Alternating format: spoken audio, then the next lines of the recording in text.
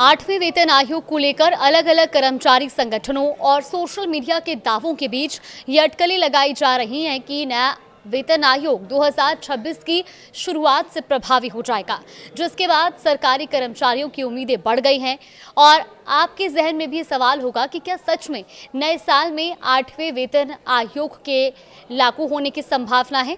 हालांकि इन कयासों पर केंद्र सरकार ने 8 दिसंबर को विराम लगा दिया है। नमस्कार, आप देख रहे हैं न्यूज़ 18 का डिजिटल प्लेटफॉर्म और मैं हूं आपके साथ जागृति खंतवाल।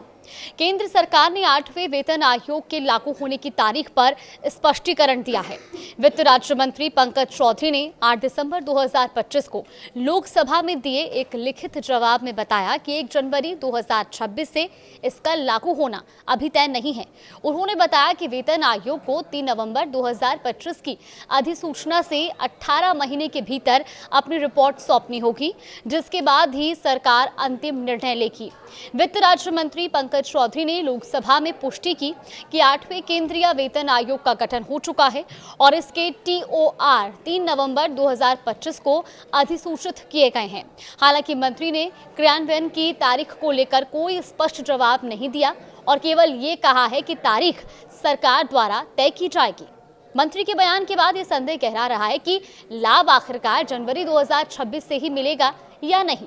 पेंशन संशोधन या DA विलय को TOR में स्पष्ट रूप से शामिल किया गया है या नहीं, इस पर सरकार ने कोई जानकारी नहीं दी है।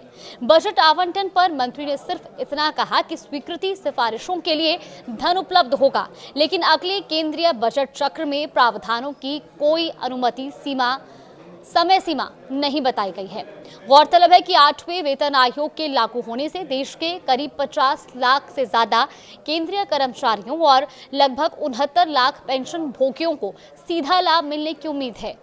7वें वेतन आयोग का कार्यकाल 31 दिसंबर 2025 को समाप्त हो रहा है।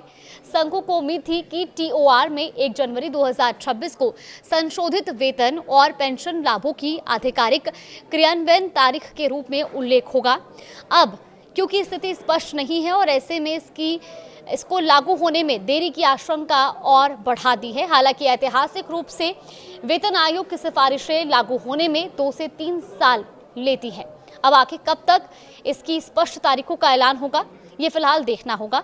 इस खबर पर आगे भी अपडेट जानने के लिए आप देखते रहिए न्यूज़ 18।